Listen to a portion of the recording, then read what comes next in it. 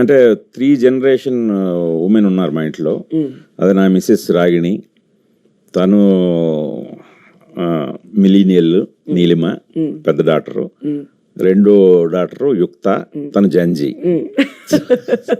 So పర్టికులర్గా నేను ఈ కథలో రాస్తున్నప్పుడు ఈ సరే ఫీమేల్ క్యారెక్టర్స్, ఆ క్యారెక్టరైజేషన్స్ సారా దగ్గర నుంచి భూమిక గారు, ఈ అమ్మాయి అమృత అనే రోల్ ప్లే చేసింది, ఈ అమృత, ఇంకొక అమ్మాయి రిచి అనే అమ్మాయి ఉంది. వీళ్ళ నలుగురు క్యారెక్టర్ ఆర్క్లో నాకు చాలా బాగా ఉపయోగపడ్డారు వీళ్ళు. సో వైల్ రైటింగ్, సో కొన్ని సందర్భాల్లో అయితే అసలు వాళ్ళు అసలు నాతో చాలా ఫైట్ చేశారు. అంటే ఇది ఎలా, ఎందుకు ఇలా జరుగుతుంది, ఇది అసలు ఇలా జరగదు, ఒక అమ్మాయి ఎలా ఉండదు, సో ఇప్పుడు అమ్మాయిలు ఎలా ఉన్నారు, ఇలాంటివన్నీ నాకు చాలా ఛాలెంజెస్ ఎదురయ్యాయి. సో నాకు కూడా స్టోరీ రైటింగ్ చాలా ఇంట్రెస్టింగ్ అనిపించింది. అంటే కథ కూడా అలాంటి ఒక చాలా సెన్సిటివ్ ఇష్యూస్ని డీల్ చేస్తున్నాం. సో అలా డీల్ చేసినప్పుడు అంటే ఇప్పుడు చెప్పాను కదా, ఈ ముగ్గురు ఆడపిల్లలు ఉన్నారు, వీళ్ళు ఇప్పుడు సొసైటీని రిఫ్లెక్ట్ చేసే, ఇప్పుడు వీళ్ళందరితో కనెక్ట్ అయ్యే వాళ్ళు వీళ్ళు. సో అందుకని చాలా కేర్ తీసుకొని, ఏదో ఊరికనే ఓవర్ నైట్ చేసిన స్క్రిప్ట్ కూడా కాదండి ఇది. ఆల్మోస్ట్ స్క్రిప్ట్కే ఒక 9 to 10 months స్పెండ్ చేసి నేను వీళ్ళని ఎప్పటికప్పుడు వీళ్ళతో ఫైట్ చేస్తూ, వీళ్ళ ముగ్గురుతోటి ముందు వీళ్ళని పక్కాగా కన్విన్స్ చేయగలిగాను.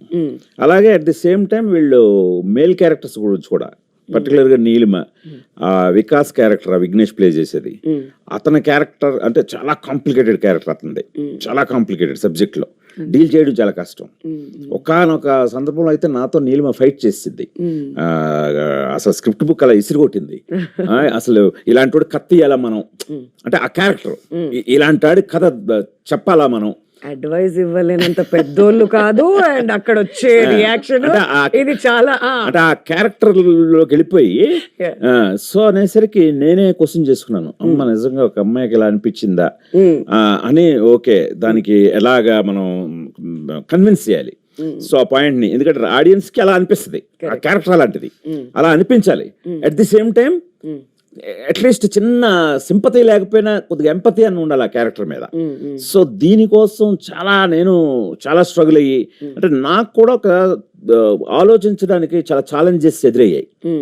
జనరల్గా అయితే అంతకుముందు నా స్క్రిప్ట్లన్నీ నేను ఒక్కడు కూర్చొని రాసుకుంటూ వెళ్ళిపోయి, తర్వాత రైటర్స్కి చెప్పినప్పుడు వాళ్ళు ఏమైనా లాజిక్లు అడిగితే తిరిగి సరిదిద్దడం ఉండేది.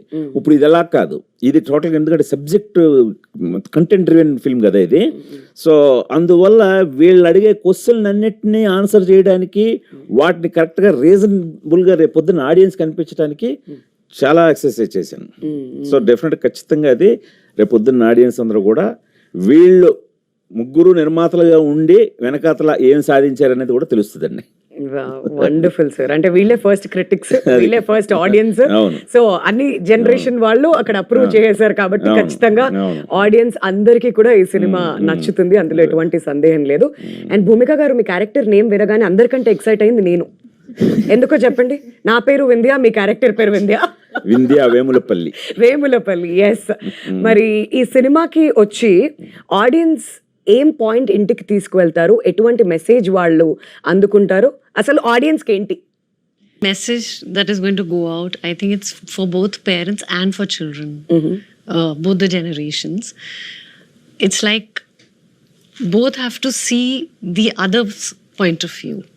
Both have to learn to see how, it's like Gen Z and the older generation have to come together to understand each other.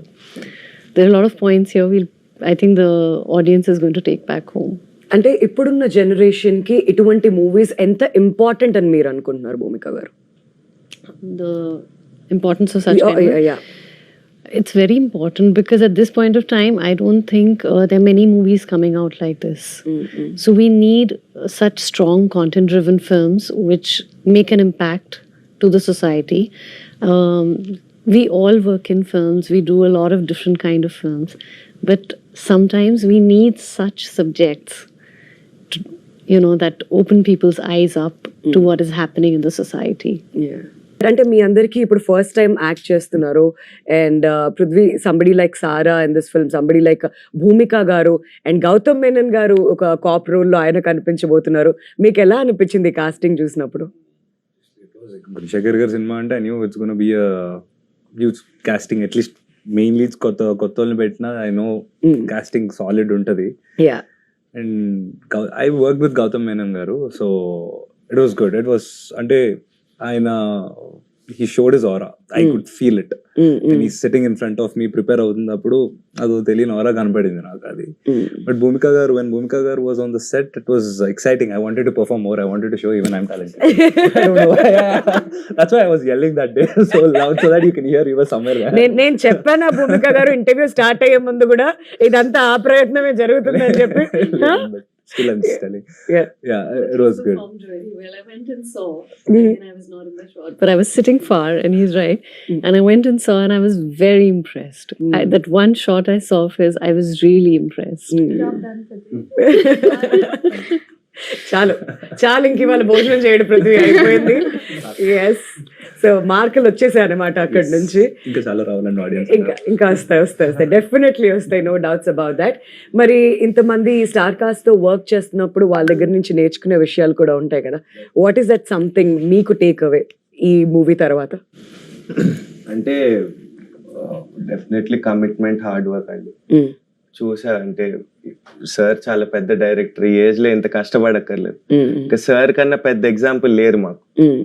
మొత్తం ఫ్యామిలీ అందరు కలిసి అంత పని చేస్తుంటే మాకు ఇంకేముంటది, అదే మాకు ఇంకా మా కళ్ళ ముందే ఉంది అది. సో ఆ ఏజ్ కి సార్ అంత కష్టపడి ఒక సినిమా కోసం మమ్మల్ని అందరినీ కలిపారంటే ఆ రెస్పెక్ట్ రోజు ఉంటది సెట్ మీద. సో అదే మాకు ఎనర్జీ. వండర్ఫుల్.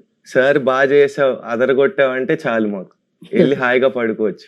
విఘ్నేష్, వీళ్ళంతా ఒక యంగ్ క్రూ, అంటే డెబ్యూటాన్స్ అందరితో వర్క్ చేసినప్పుడు ఆ మెమరీస్ ఎలా ఉంటున్నాయి? వీళ్ళందరిలో మోస్ట్ నాటియెస్ట్ ఎవరు అసలు? మోస్ట్ నాటియెస్ట్ పృథ్వీ కదా. అంటే బాగా లైవ్లీగా ఉంటది. నువ్వు ఉంటే అందరు నాలాగా సాఫ్ట్ ఉంటే ఏం బాగా వస్తుంది.